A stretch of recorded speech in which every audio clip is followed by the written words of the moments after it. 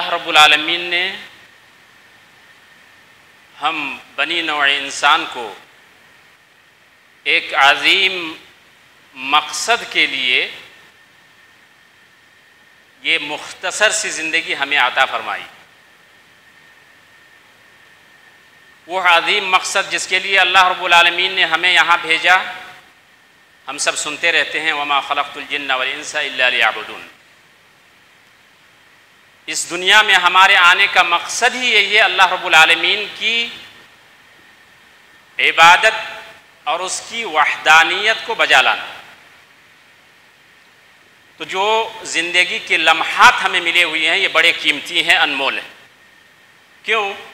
اس لیے کہ جو وقت ہمیں ملا ہوا ہے اس وقت کا حساب و کتاب اللہ رب العالمین کے پاس دینا ہے، چاہے وہ سال کی شکل میں ہو یا مہینے کی شکل میں ہو یا ہفتے کی شکل میں ہو یا گھنٹے کی شکل میں ہو یا چند منٹوں کی شکل میں ہو.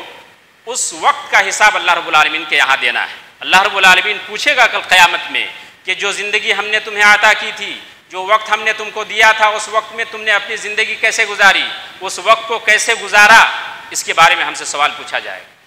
لہذا جو وقت ہمیں ملا ہے ہماری زندگی میں، جو بھی لمحات ملے ہوئے ہیں، یہ بڑے ہی انمول اور بہت ہی بیش قیمت اور انمول ہیں. اور خاص کر کے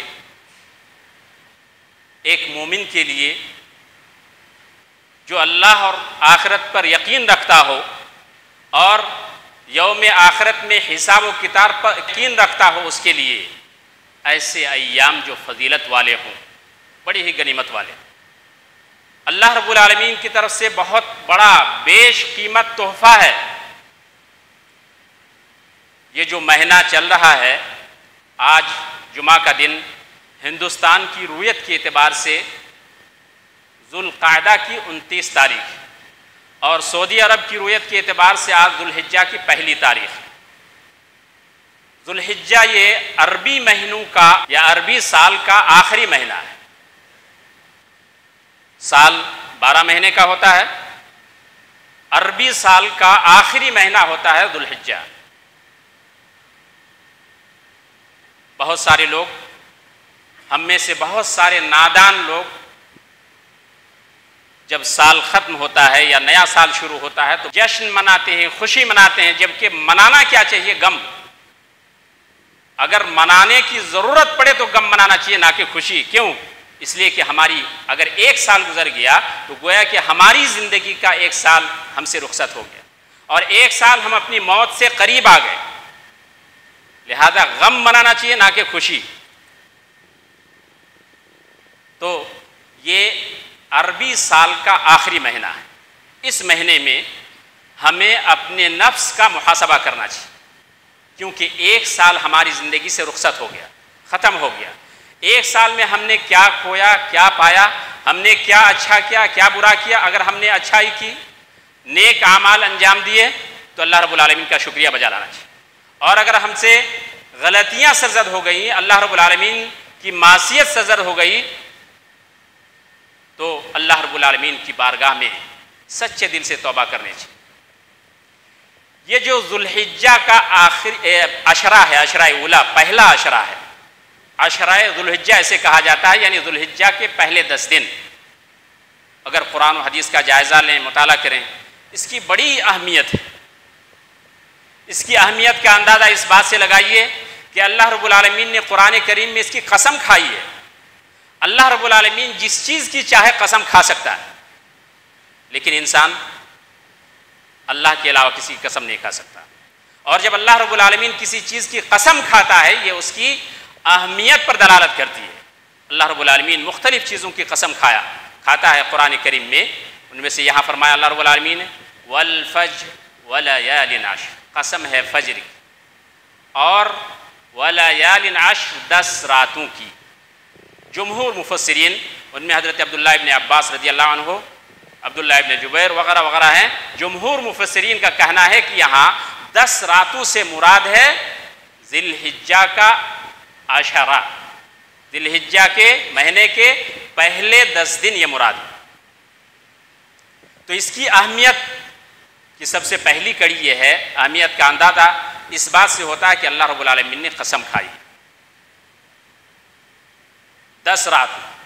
اب یہاں ایک سوال یہ ہوتا ہے کہ بعض لوگ کہتے ہیں کہ رمضان المبارک کا آخری عشرہ بہتر ہے، اس لیے ابو عثمان النہدی رحمہ اللہ کہتے ہیں کہ ہمارے اسلاف 3 عشروں کی بڑی قدر کرتے تھے، 3 عشرہ، ایک عشرہ رمضان المبارک کا آخری عشرہ، ایک محرم کا پہلا عشرہ، اور یہ ذی الحجہ کا پہلا عشرہ۔ یہ 3 عشرہ کا ہمارے اسلاف بڑا ہی اہتمام کرتے تھے اور اس میں بہت زیادہ نیک اعمال کرتے تھے۔ تو ان میں سے ایک عشرہ ہے عشرہ ذی الحجہ۔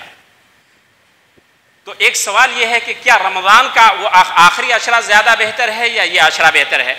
علماء کرام کہتے ہیں کہ دونوں کی تطبیق، دونوں کے درمیان تطبیق دیتے ہوئے کہ رمضان المبارک کا جو آخری عشرہ ہے اس کی راتیں زیادہ بہتر ہیں، اور یہ جو عشرہ یعنی ذی الحجہ کا عشرہ ہے اس کے دن زیادہ بہتر ہیں، لیکن بہتر دونوں۔ ذرا غور کیجیے، بزار اور حاکم وغیرہ کی روایت میں اس کی صراحت آئی ہے کہ افضل ایام الدنیا ایام العشر، یہاں عموماً کہا افضل ایام الدنیا، دنیا کے سب سے افضل ایام، سب سے بہتر دن وہ کون ہے؟ ایام العشر، ذی الحجہ کے 10 دن ہیں۔ لہذا علی الاطلاق پورے سال بھر میں سب سے زیادہ افضل اور بہتر یہ عشرہ ہے جو یہ ذی الحجہ کا شروعاتی عشرہ ہے، پہلے کے 10 دن ہیں، یہ سب سے افضل ہیں۔ صحیح بخاری کی روایت میں اللہ کے رسول صلی اللہ علیہ وسلم فرماتے ہیں، اس کی صراحت کرتے ہوئے فرماتے ہیں ما من ایام العمل الصالح فیہن احب الی اللہ من هذه الایام العشر قالوا ولا الجهاد في سبيل الله قال ولا الجهاد في سبيل الله الا رجل خرج بنفسه وماله فلم يرجع من ذلك بشيء۔ صحیح بخاری کی روایت، حضرت عبداللہ ابن عباس راوی ہیں، کہتے ہیں کہ اللہ کے رسول صلی اللہ علیہ وسلم نے ارشاد فرمایا ما من ایام العمل الصالح فیہن احب الی اللہ من هذه الایام العشر، کہا یہ جو 10 دن ہے، یہ جو ذی الحجہ کا عشرہ ہے، کہا اس سے زیادہ بہتر پورے سال بھر میں نیک عمل کرنا، اس 10 دنوں میں نیک عمل کرنا اس سے زیادہ بہتر اور کوئی عمل اللہ کے یہاں نہیں ہے، محبوب نہیں ہے۔ اللہ رب العالمین کے نزدیک سب سے زیادہ پسندیدہ عمل کیا ہے؟ ان 10 دنوں میں عمل کرنا۔ علماء نے تشریح کی ہے کہ اگر مان لیجیے نماز پڑھتے ہیں آپ، دیگر دنوں میں نماز پڑھتے ہیں اور ان دنوں میں نماز پڑھتے ہیں، دونوں برابر نہیں ہیں، بہت زیادہ فرق ہے۔ دیگر ایام میں نماز پڑھنا اور ان دنوں میں نماز پڑھنا، دونوں میں آسمان و زمین کا فرق ہے۔ صدقہ و خیرات کرتے ہیں دیگر ایام میں، ان ایام میں اللہ رب العالمین کوئی بھی نیک عمل ہو، قرآن کی تلاوت ہو، ذکر و اذکار ہو، نماز ہو، روزہ ہو، زکوٰۃ ہو، صدقہ و خیرات ہو، کوئی بھی نیک عمل ہو، ان 10 دنوں میں اللہ رب العالمین کے نزدیک نیک عمل کرنا سب سے زیادہ محبوب اور پسندیدہ ہے۔ صحابہ کرام نے عرض کیا اللہ کے رسول صلی اللہ علیہ وسلم، ہم سب تو جانتے ہیں کہ اللہ کے راستے میں جہاد کرنا سب سے زیادہ اچھا عمل ہے، سب سے بہتر افضل عمل ہے، تو کیا اللہ کے راستے میں جہاد کرنے سے بھی زیادہ محبوب ہے ان 10 دنوں میں نیک عمل کرنا؟ اللہ کے راستے میں جہاد کرنے سے بھی زیادہ بہتر ہے، یعنی اللہ کے راستے میں جہاد کرنا بھی اس کے برابر نہیں ہے۔ اللہ کے رسول نے فرمایا وَلَا الْجِهَادُ فِي سَبِيلِ اللَّهِ، اللہ کے راستے میں جہاد کرنا بھی اس کے برابر نہیں۔ ہاں صرف ایک صورت ہے، اور وہ یہ ہے کہ آدمی اپنی جان اور اپنے مال کے ساتھ نکلے اللہ کے راستے میں، فَلَمْ يَرْجِعْ مِنْ ذَلِكَ بِشَيْءٍ، اور ان میں سے کوئی بھی چیز لے کر کے نہ لوٹے، یعنی شہید ہو جائے، اس صورت میں بہتر ہے۔ اس کے علاوہ باقی تمام صورتیں اور باقی تمام نیک اعمال اللہ رب العالمین کے نزدیک ان 10 دنوں میں سب سے زیادہ بہتر اور افضل ہے۔ اور اس کی اہمیت کا اندازہ اس بات سے بھی لگا سکتے ہیں کہ ان 10 دنوں ہی میں یوم عرفہ ہوتا ہے۔ یوم عرفہ یعنی حاجی لوگ جب حج کو جاتے ہیں، ابھی گئے ہوئے ہیں سب حج میں، حاجی لوگ جب حج میں جاتے ہیں تو حج کے 3 اقسام ہوتے ہیں، افراد، قران اور تمتع۔ اگر حج تمتع کوئی کرتا ہے تو پہلے عمرہ سے فارغ ہو جاتا ہے، پھر 8 تاریخ سے جس کو یوم الترویہ کہا جاتا ہے اس وقت پھر نئے سرے سے حج شروع کرتا ہے۔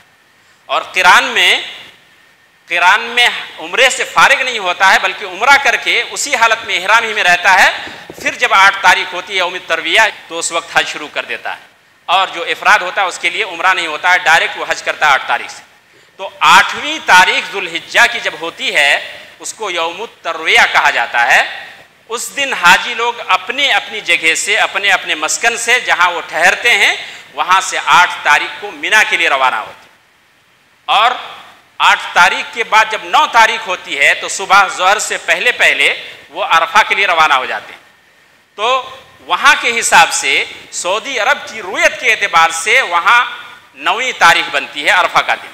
تو جب حاجی لوگ عرفہ میں وقوف کرتے ہیں اس دن کی بڑی فضیلت آئی ہے۔ صحیح مسلم کی روایت میں اللہ کے رسول صلی اللہ علیہ وسلم فرماتے ہیں کہ صوم یوم عرفہ، اور کیجیے یوم عرفہ کے دن کا روزہ رکھنا، یوم عرفہ کے دن کا روزہ رکھنا، احتسب علی اللہ ان یکفر السنۃ التي قبلہ والسنۃ التي بعدہ، کہ ایک دن کا روزہ رکھنا، یوم عرفہ کا ایک دن کا روزہ رکھنا، اللہ کے رسول صلی اللہ علیہ وسلم فرماتے ہیں کہ میں سمجھتا ہوں کہ اللہ رب العالمین اس سے 2 سال کا گناہ معاف فرماتا ہے، 1 سال پہلے کا اور 1 سال بعد کا، 2 سال کا۔ علماء نے تشریح کی ہے، اگر آپ حساب لگائیں ایک دن میں 24 گھنٹے ہوتے، دن روزہ جو رکھا جاتا ہے 12 گھنٹے کا، تو گویا کہ 12 گھنٹہ ایک دن اگر آپ روزہ رکھتے ہیں تو 24 یعنی 1 گھنٹہ 24 گھنٹے کے برابر ہوتا ہے۔ یعنی پورا حساب و کتاب لگا کر کے علماء کہتے ہیں کہ اگر 60 منٹ ہے 1 گھنٹہ ہے تو گویا کہ 60 دن کی مغفرت ہوتی ہے، 1 منٹ میں 1 دن کی مغفرت، اندازہ لگائیے 1 منٹ اگر روزہ رکھتے ہیں اللہ رب العالمین کے راستے میں تو گویا کہ 1 دن کی، پورے 1 دن کی مغفرت ہوتی ہے۔ اس طرح سے اگر 1 دن کا آپ نے روزہ رکھا تو اللہ رب العالمین پورے 2 سال کا گناہ معاف فرماتا ہے۔ اور یہ جو ایام ہیں یوم عرفہ کے بارے میں اللہ کے حضرت عائشہ رضی اللہ عنہا راوی ہیں، صحیح مسلم کی روایت ہے، فرماتی ہیں کہ ما من یوم اکثر من ان یعتق اللہ فیہ عبدا من النار من یوم عرفہ، یعنی سب سے زیادہ اللہ رب العالمین عرفہ کے دن بندوں کو جہنم سے آزادی دلاتا ہے، جہنم سے بندوں کو سب سے زیادہ اسی دن آزاد کرتا ہے۔ وَإِنَّهُ لَيَدْنُو، اور اللہ رب العالمین قریب ہوتا ہے۔ اور جیسا کہ دیگر بخاری اور مسلم کی روایت میں ثابت ہے کہ اللہ رب العالمین جب رات کا تیسرا پہر، آخری تہائی حصہ جب باقی رہتا ہے تو اللہ تعالیٰ آسمانی دنیا کی طرف آتا ہے اور پکارتا ہے میرا کوئی بندہ جو مجھ سے مانگے میں اس کو دوں، مجھے پکارے میں اس کی پکار کو سنوں۔ اللہ رب العالمین ہر رات کو ایسا کرتا ہے۔ تو اس روایت میں ہے، صحیح مسلم کی روایت میں حضرت عائشہ رضی اللہ عنہا راوی کہتی ہیں کہ وَإِنَّهُ لَيَدْنُو، اللہ رب العالمین قریب آتا ہے۔ اب یہ صفت کا مسئلہ ہے کہ اللہ تعالیٰ قریب آتا ہے، ہم کو ایمان رکھنا ہے۔ کیسے قریب آتا ہے، کیا کیفیت ہوتی ہے تو نہیں جانتے، کیفیت کے بارے میں سوال نہ کرنا ہے کیونکہ یہ درست نہیں ہے، کیفیت کے بارے میں نہیں معلوم، لیکن یقین رکھنا ہے، ایمان رکھنا ہے کہ اللہ رب العالمین قریب آتا ہے۔ اور آگے فرمایا ثُمَّ يُبَاهِي بِهِمُ الْمَلَائِكَةُ، اور پھر اللہ رب العالمین یہ جو عرفہ میں، عرفہ سارے حجاج، تمام کے تمام حجاج ایک ہی دن 9ویں تاریخ کو یوم عرفہ کے دن عرفہ کے میدان میں جمع ہوتے ہیں، اور سارے لوگ ایک ہی لباس میں، ایک ہی تلبیہ کے ساتھ اللہ رب العالمین سے روتے ہیں، گڑ گڑاتے ہیں، دعائیں کرتے ہیں۔ اللہ رب العالمین اپنے بندوں کو دیکھ کر کے فرشتوں پر اللہ رب العالمین فخر کرتا ہے۔ فرشتوں نے منع کیا تھا کہ تو انسان کو مت پیدا کر کیونکہ جا کر کے دنیا میں فتنہ و فساد پھیلائے گا، تو اللہ رب العالمین فرشتوں پر فخر کرتا ہے۔ یباہی بہم الملائکہ ویقول، اللہ تعالیٰ فرماتا ہے ما اراد ہؤلاء ما اراد ہؤلاء ما اراد ہؤلاء، یہ لوگ کیا چاہتے ہیں، اللہ تعالیٰ تو جانتا ہے سب کچھ، لیکن فخر کرتے ہوئے اللہ رب العالمین کہتا ہے یہ میرے بندے سب ایک ہی لباس میں، احرام میں سب ہوتے ہیں، اور سارے لوگ تلبیہ پکارتے ہیں اور اللہ رب العالمین کی بارگاہ میں دعائیں گڑ گڑاتے ہیں، اور عرفہ کے دن جو ہے دعا قبول ہوتی ہے، دعا کی قبولیت کا دن ہوتا ہے یہ عرفہ کا دن۔ اور اللہ کے رسول صلی اللہ علیہ وسلم فرماتے ہیں خیر الدعاء دعا یوم عرفہ، سب سے بہترین دعا یوم عرفہ کی دعا ہوتی ہے، وہ خیر ما قلت انا والنبیون من قبلی لا الہ الا اللہ وحدہ لا شریک لہ لہ الملک ولہ الحمد وہو علی کل شیء قدیر۔ فرماتے ہیں کہ سب سے بہترین دعا یوم عرفہ کی دعا ہوتی ہے، اور سب سے بہترین دعا جو میں نے اور مجھ سے پہلے تمام انبیاء نے کی ہے وہ دعا کیا ہے؟ اس لیے عرفہ کا دن جب ہو یہ دعا ضرور پڑھیے اور کثرت سے یہ دعا پڑھتے رہیے، لا الہ الا اللہ وحدہ لا شریک لہ لہ الملک و لہ الحمد وہو علی کل شیء قدیر۔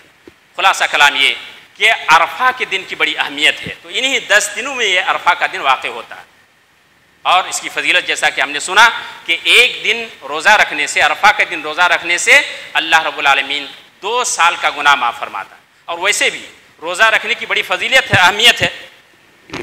اللہ کے رسول صلی اللہ علیہ وسلم فرماتے ہیں کہ من صام یوما فی سبیل اللہ، جس نے ایک دن اللہ کی رضا جوئی کے لیے، اللہ کو خوش کرنے کے لیے اللہ کے راستے میں روزہ رکھا ایک دن، بعد اللہ بذالک وجہہ عن النار 70 خریفا، تو اس روزہ رکھنے کی وجہ سے اللہ رب العالمین 70 سال تک، 70 سال اس کے چہرے کو، اس کو اللہ رب العالمین سے جہنم سے دور کر دیتا ہے۔ اتنی بڑی فضیلت ہے۔ اور رمضان میں ہم بارہا سنتے ہیں کہ روزے کا بدلہ صرف کتنا ہے، یہ اللہ کے علاوہ کوئی نہیں، بے حساب۔ الصوم لی وانا اجزی بہ، میں ہی اس کا بدلہ دوں گا۔ تو روزے کی بڑی فضیلت ہے، اور خاص کر کے ان 10 دنوں میں کثرت سے روزہ رکھنا چاہیے۔ یعنی 10 دنوں میں مطلب یہ ہے کہ عید کا دن چھوڑ کر کے باقی 9 دنوں میں۔ حضرت عائشہ رضی اللہ عنہا سے روایت ہے، حدیث میں ہے کہ عن بعض ازواج النبی صلی اللہ علیہ وسلم، اللہ کے رسول صلی اللہ علیہ وسلم کی بعض ازواج مطہرات سے روایت ہے کہ کانا رسول اللہ صلی اللہ علیہ وسلم یصوم 9 ذی الحجہ۔ یہاں ایک نقطہ واضح کر دوں کہ ہم میں سے بہت سارے لوگ غلطی سے یہ سمجھتے ہیں، دیکھو ایک مسئلہ ہے لغت کا، 9 اور تاسعان دونوں میں فرق ہوتا ہے۔ 9 کا مطلب 9 اور تاسع کا مطلب 9 ہوتا ہے، تو 9 کا مطلب ایک ہی دن ہوتا ہے، 9 کا مطلب 9 دن مسلسل لگاتار۔ یہاں حدیث کے جو الفاظ ہیں، کانا رسول اللہ صلی اللہ علیہ وسلم یصوم 9 ذی الحجہ، مطلب کیا ہے کہ ذی الحجہ کے 9 دن اللہ کے رسول صلی اللہ علیہ وسلم روزہ رکھتے تھے۔ 9ویں دن نہیں بلکہ 9 دن اللہ کے رسول صلی اللہ علیہ وسلم روزہ رکھتے تھے۔ وَيَوْمَ عَاشُورَا وَثَلَاثَةً مِّن كُلِّ شَهْرٍ، عاشورہ کے دن بھی روزہ رکھتے تھے، اور ہر مہینے کے 3 دن اللہ کے رسول صلی اللہ علیہ وسلم روزہ رکھتے تھے۔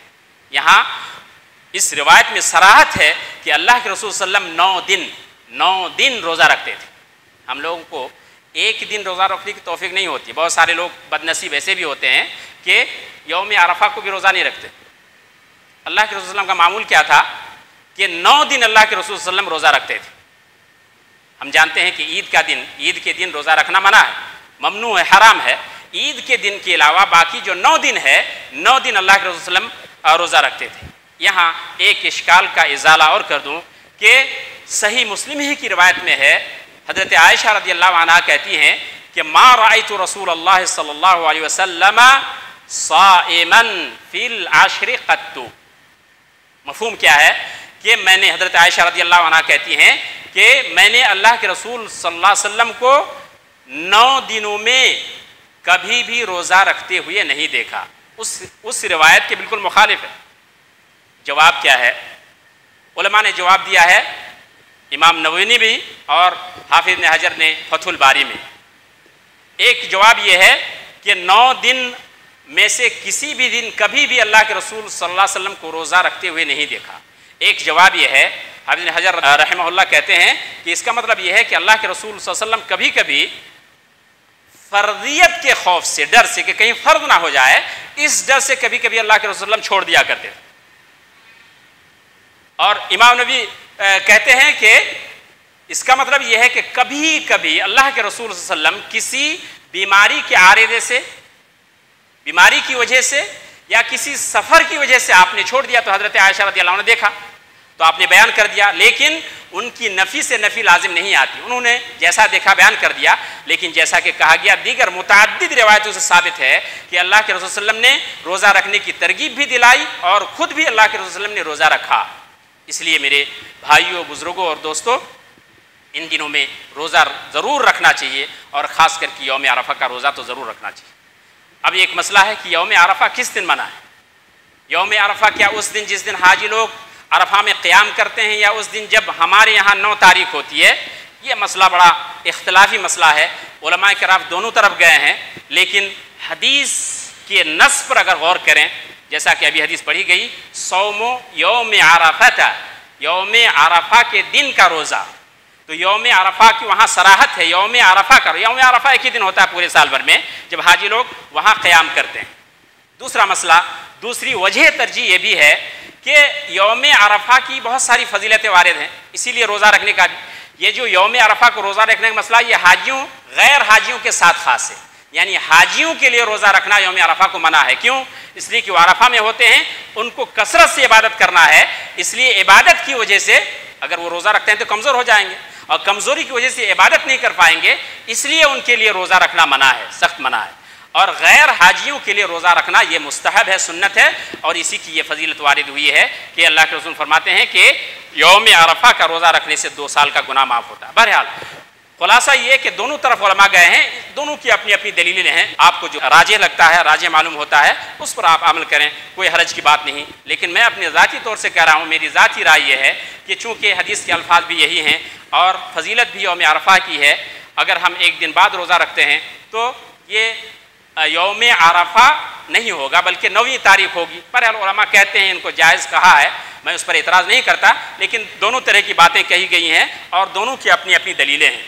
اللہ رب العالمین سے دعا ہے کہ ہمیں ان کہی ہوئی باتوں کو سمجھنے اور ان پر عمل کرنے کی توفیق عطا فرمائے. بارک اللہ لی ولکم فی القرآن العظیم ونفعنی وإیاکم بالآیات والذکر الحکیم انہ تعالی جواد کریم ملک بر رؤوف رحیم. الحمد للہ الاحد الصمد الذی لم یلد ولم یولد ولم یکن له کفوا احد والصلاة والسلام علی رسولہ محمد وعلی آلہ وصحبہ اجمعین ومن تبعهم بإحسان الى یوم الدین. اما بعد، محترم بزرگوں اور دوستو، جیسا کہ معلوم ہوا کہ ذوالحجہ کا جو یہ عشرہ ہے، 10 ایام ہیں، بہت ہی اہمیت کے حامل ہیں. لہذا کسی بھی عقل مند آدمی کے لیے مناسب نہیں ہے کہ وہ ان 10 دنوں کو یوں ہی بیکار چیزوں میں، فالتو چیزوں میں ضائع کر دے، بلکہ عقل مندی یہ ہے کہ ان 10 دنوں کی ہر گھڑی، ہر لمحے کو غنیمت جانتے ہوئے اس سے ہر ممکن فائدہ اٹھانے کی کوشش کرے اور جس قدر ممکن ہو سکے زیادہ سے زیادہ نیک عمل کرنے کی کوشش کرے. کیا کرنا چاہیے ان 10 دنوں میں؟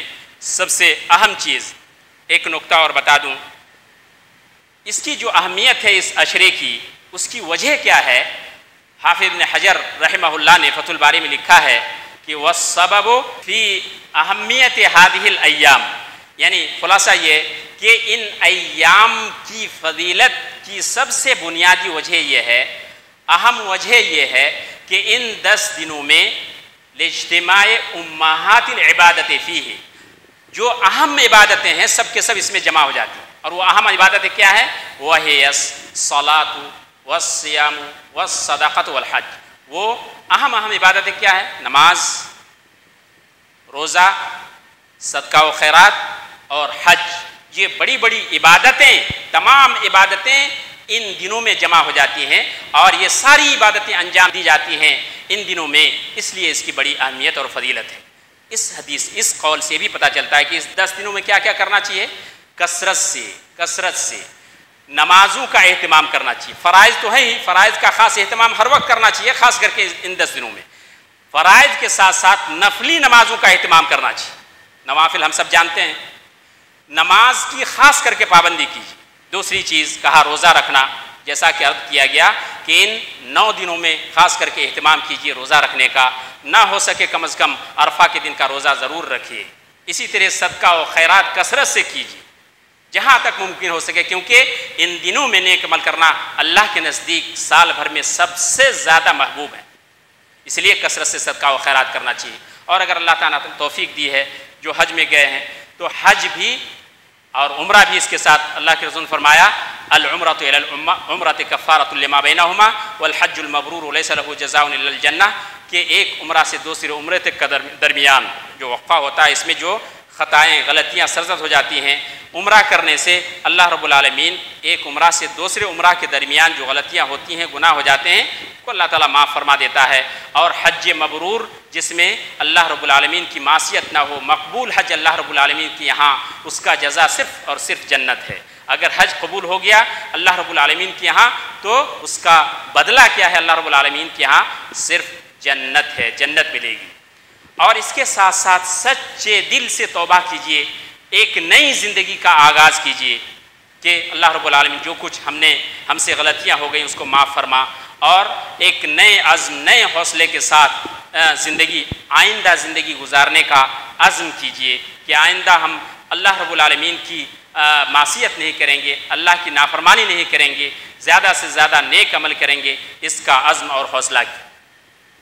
اسی کے ساتھ ساتھ بکثرت ذکر و اذکار کیجئے کہ روایت میں ہے اللہ کے رسول صلی اللہ علیہ وسلم نے فرمایا کہ ان 10 دنوں سے زیادہ اللہ کے یہاں کوئی اور دن نہیں ہے، فَأَكْثِرُوا فِيهِنَّ مِنَ التَّهْلِيلِ وَالتَّكْبِيرِ وَالتَّسْبِيحِ، لہذا ان 10 دنوں میں زیادہ سے زیادہ تحلیل لا الہ الا اللہ، تکبیر اللہ اکبر، اور تحمید سبحان اللہ والحمدللہ، اور دیگر روایتوں میں، متعدد روایتوں میں سبحان اللہ والحمدللہ ولا الہ الا اللہ اس کی اہمیت ثابت ہے۔ اللہ کے رسول صلی اللہ علیہ وسلم فرماتے ہیں صحیح مسلم کی روایت کہ احب الکلام الی اللہ سبحان اللہ والحمدللہ ولا الہ الا اللہ واللہ اکبر، ان 10 دنوں میں کثرت سے اللہ رب العالمین کی ذکر تسبیح و تحلیل کیا کیجئے۔ حضرت امام بخاری کہتے ہیں حضرت ابو ہریرہ رضی اللہ عنہ، عبداللہ ابن عمر رضی اللہ عنہ، یہ دونوں ان 10 دنوں میں بازاروں میں جایا کرتے تھے اور زور زور سے تکبیر پڑھتے تھے، اور ان کی تکبیریں سن کر کے لوگ بھی ان کے پیچھے تکبیر کہا کرتے تھے۔ لہذا ان 10 دنوں میں بکثرت تکبیر کہنی چاہیے، اور جو عید والی تکبیر ہے اللہ اکبر لا الہ الا اللہ اللہ اکبر وللہ الحمد، اس کو بھی کثرت سے پڑھیں۔ جب ذوالحجہ کا چاند نظر آ جائے تو کثرت سے پڑھیں۔ ایک اور بات بتا کر کے میں اپنی بات ختم کرتا ہوں، جب ذوالحجہ کا چاند نظر آ جائے اللہ کے رسول صلی اللہ علیہ وسلم فرماتے ہیں اذا رأیتم ہلال ذی الحجہ واراد احدکم ان یضحی، اور تم میں سے کوئی قربانی کا ارادہ رکھتا ہے فلیمسک عن شعرہ واظفارہ، اور دوسری روایت میں ہے فلا یقلمن ظفرہ وشعرہ۔ مطلب کیا ہے؟ جب ذی الحجہ کا چاند نظر آ جائے اور تم میں سے کوئی قربانی کا ارادہ کرتا ہو تو وہ اپنے بال اور ناخن نہ کاٹے۔